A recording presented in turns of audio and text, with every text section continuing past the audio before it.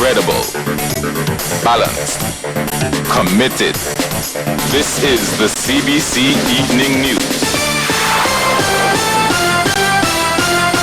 And a very good evening to you. I'm Lisa Lord with the CBC Evening News. And our top story. Finance Minister Chris Sinclair has expressed his disappointment with the length of time the restructuring process for CLICO has been taking. Now, over 8 months ago, Mr. Sinclair says government gave its support for the process, but to date, it still has not been completed. He says he has met with the team from the government and the judicial manager and says a statement on the issue will be forthcoming. He's also hoping to get the transition completed by the end of the year. And he was speaking at this morning's Domestic Financial Institutions Conference held at the Lloyd Erskine Sandiford Center. I can assure you that in a couple of weeks' time, I will be issuing an appropriate statement on it that hopefully will be done jointly with the judicial managers to indicate the timeline which we have now determined that transition should be complete. And with it, of course, the resumption of the payment of the various awards and premiums and so forth and so on that are due to members of the public. And the finance minister says Barbados should not panic in the wake of the Brexit vote. Mr. Sinclair says the United Kingdom will still exist after leaving the European Union. He is also confident about the pound's ability to regain its strength. The pound sterling is a strong internationally traded currency. And once the British economy settles down from this temporary shock, when there's greater clarity as to how the process will unfold, we expect that the pound sterling will regain its strength and once again be a leader in the international currencies across the world. Meantime, Central Bank Governor Dr. Dila Worrell says the Brexit result is unprecedented.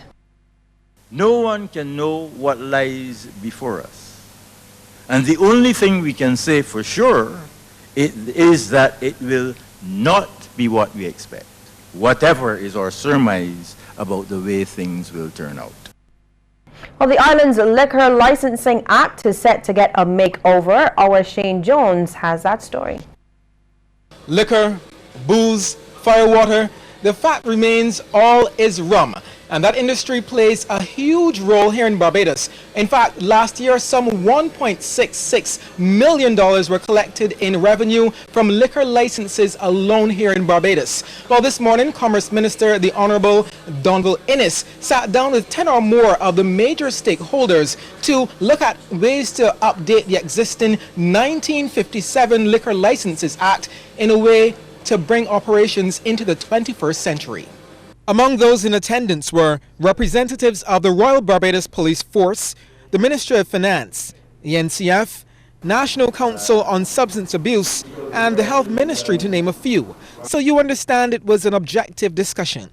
The minister made the point that it was time to do away with frustrating hearings at the Magistrates Court to grant licenses.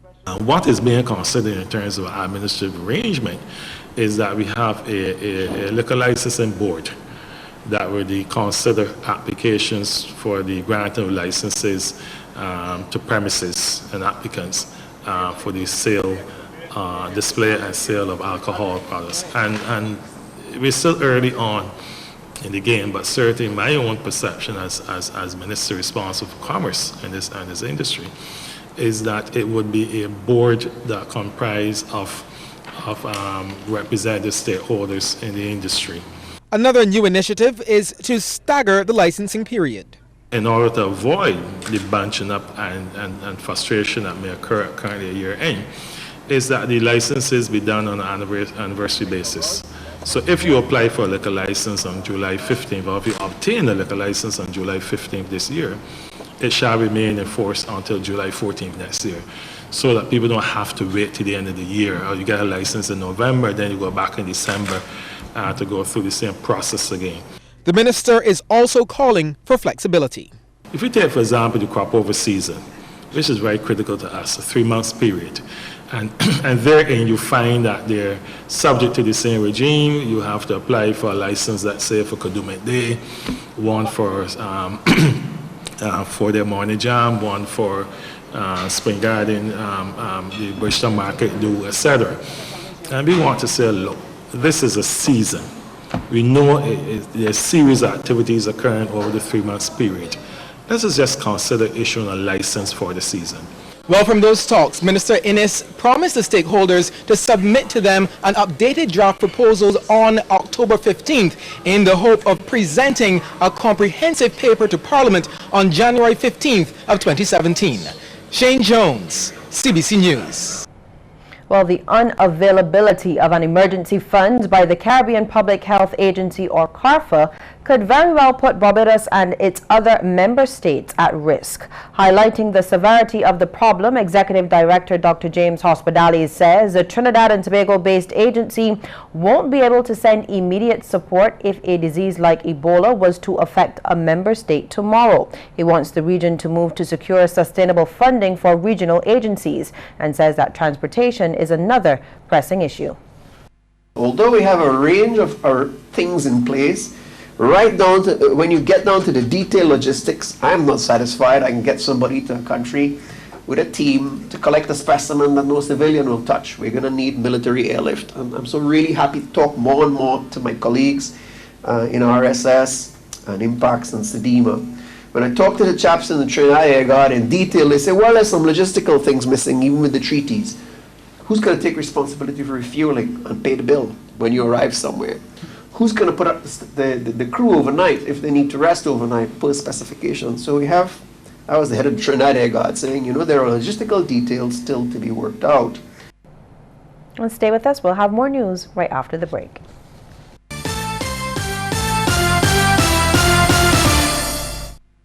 Winning a fabulous Miami shopping spree is in the cards. Use any Scotiabank credit card for all your everyday shopping, dining out, and more. You'll earn chances to win a trip for two to Miami, including round-trip airfare and $1,000 in cash. The more you use your card, the more chances to win. So pay with any Scotiabank credit card today. Need a card? Apply now to get a welcome bonus, plus more chances to win. Contest ends September 30th. Conditions apply. Peoples, we store just got even better. Come on in. Come down to the new renovated People's Market in Tudor Bridge with bigger aisles and even more in store. All your general grocery needs. A whole new fruits and vegetable section. Beer, wine and liquor. A wide selection of meat and fish. And everything for your outdoor chilling and barbecue grilling. But most of all, everything at low prices. Right, Miss Edwards? That's right, Ma. I know we have the People's Mall too. People, come on down to the People's Market in Tudor Bridge. Don't let your data experience slow you down. Step up to Digicel, Barbados' fastest 4G network. More than twice as fast as the slow network. Get more with Digicel.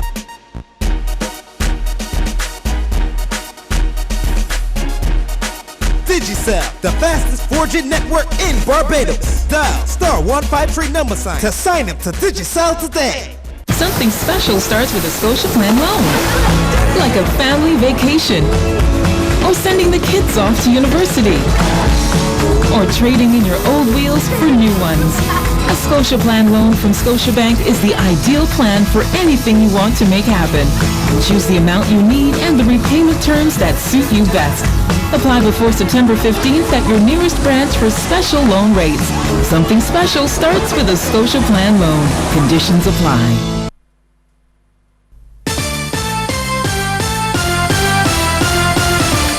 India's new High Commissioner to Barbados is promising to strengthen the existing relationship between the two countries. Satinder Kumar, after presenting his credentials, met with members of the Indian community here during a function at Casa Grande Hotel. Kumar is also the ambassador of India to Suriname, where he is based. He reminded Indian nationals in Barbados that they have a great role to play in building their host country.